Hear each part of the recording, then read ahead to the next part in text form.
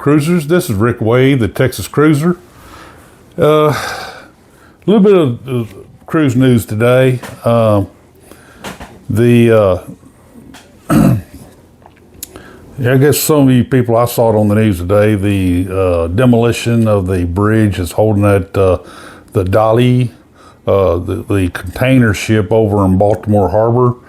They did some what they call precision demolition work on the structure that's holding that ship in place, and they show the pieces of the bridge falling off the ship and all that.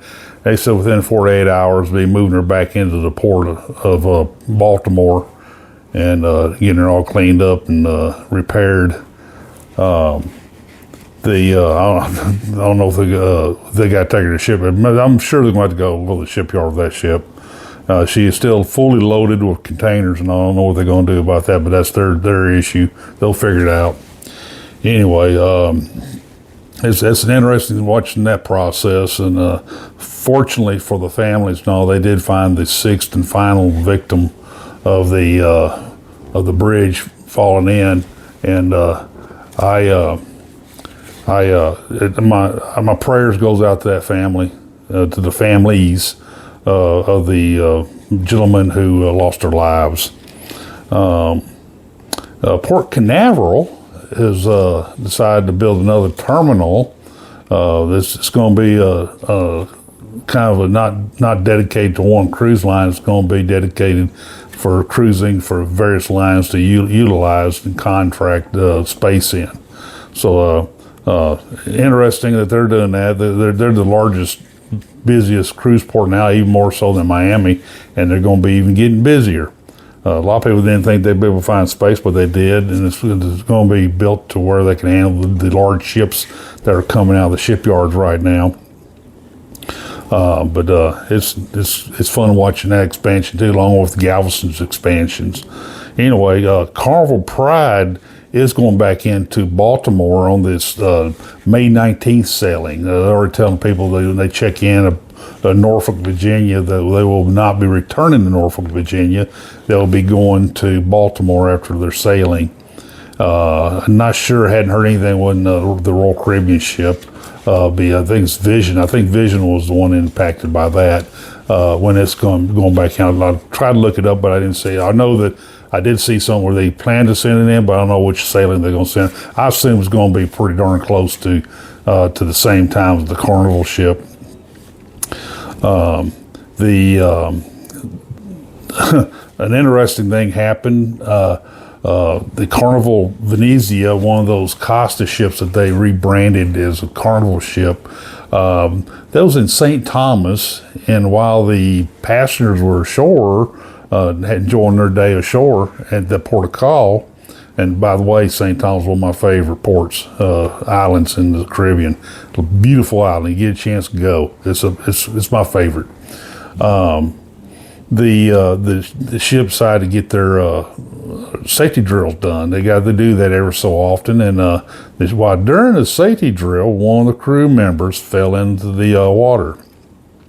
One of those you see in those blue jumpsuits and all, but luckily he did have one of those little inflatable life jackets on. When he hit the water, and inflates, and the guy he wasn't really in the water very long at all. They immediately dispatched their little fast boat for that purpose, for retrieving people who falls into the water, and they quickly got him on board. I've seen the video of it, and it's really interesting to see how they did. They got a little interesting little ladder contraption that hangs off the side of the boat, and the guy kind of more or less, with the help of the other crew on board the little boat, walks into the boat. So it's interesting, and but it's a serious situation that had a very good ending. So luckily he wasn't out in the open water. That would have been a little different story. It could be.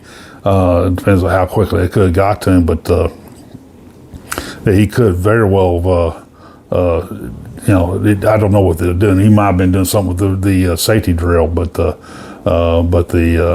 situation could have been very different if he's out in open water.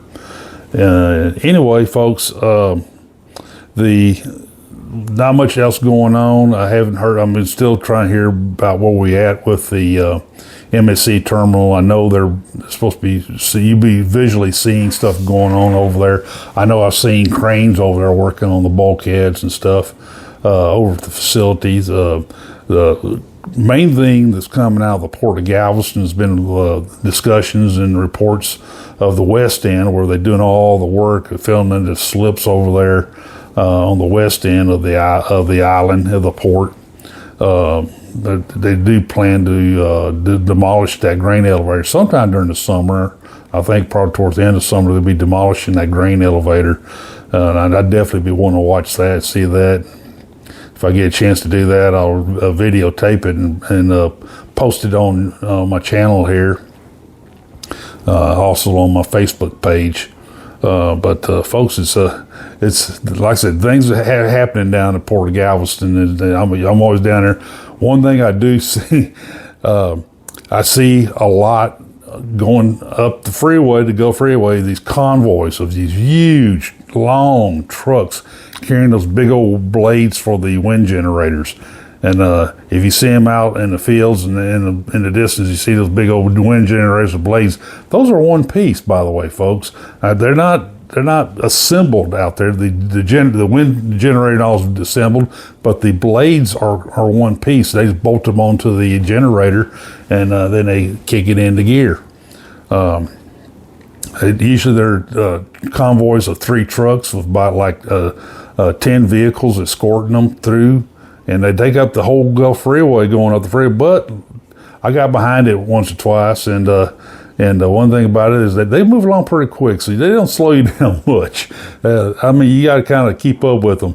But a lot of times I'll be going down the opposite direction, and I've probably seen 10 convoys of them lately over the last week and a half, 2 weeks, and it's an interesting sight. It's something to see those big old wind turbine blades going down the freeway. So that's Galveston's become one of the main ports of delivery for those blades from overseas. Of the whole generator, you see the generator housing, the poles.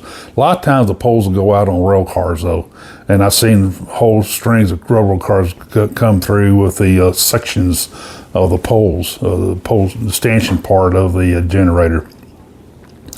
It's interesting to see all that stuff, and they are bringing them out. Convoy after convoy out to, I'm sure they're all going out to West Texas.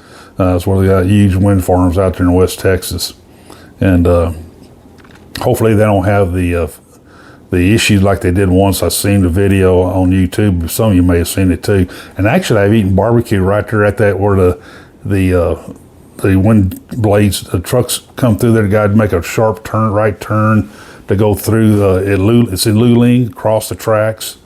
And there's a place called Luling Barbecue right there, right across the tracks from that intersection. And I saw one of them.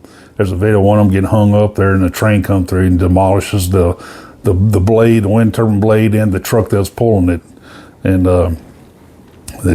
hopefully they've figured out a way not to let that happen again. So they can't keep having that happen. That's an expensive mistake. Anyway, I hope you guys are having a good time out there. Mariner started her sailings on May 6th out of Galveston. She's a beautiful ship. I love seeing her in Galveston. I hate to see Voyager go, but she had to go to Europe. Maybe one of these days I may fly to Europe and sail her over in the Mediterranean.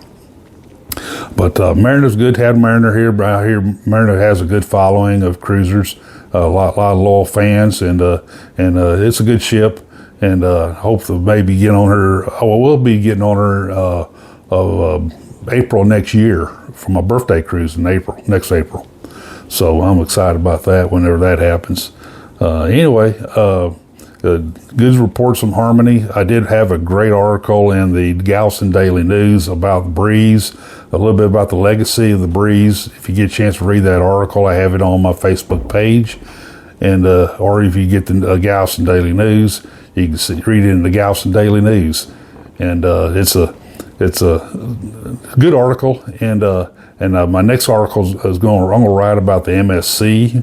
The history of MSC. They're the ones building a new terminal in Galveston, and I like to kind of talk about the MSC as kind of a mysterious cruise line. It's different in so many different ways of the other cruise lines. They do mimics some of the Royal Caribbean ships. And the next one after that's going to be about transatlantic, and I think the third one I got my mind set on seasickness and talk about people. There are different various remedies for seasickness and so forth. So anyway, hope you all have a great day. We just had major thunderstorms come through here, but we all survived well.